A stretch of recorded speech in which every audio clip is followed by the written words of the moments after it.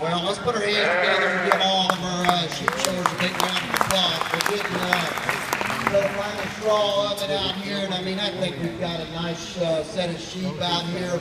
They're the kind that I like. They're big ribbed, they're good looking, they got muscle shape, structures right in them.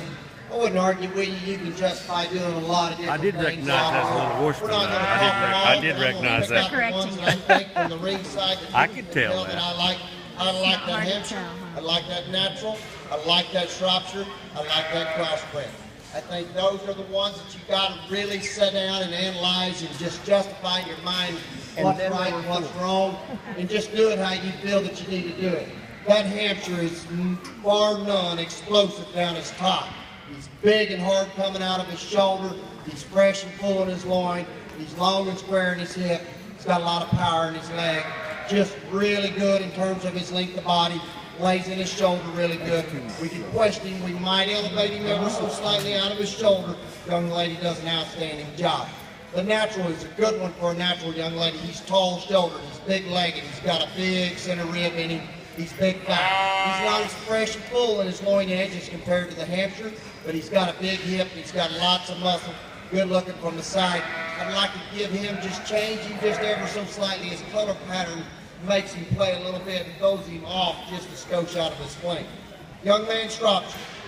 I don't care what they say, this one is big and fresh. I mean, he's as fresh handling as anything that I've handled all day. He is monster coming out of his shoulder.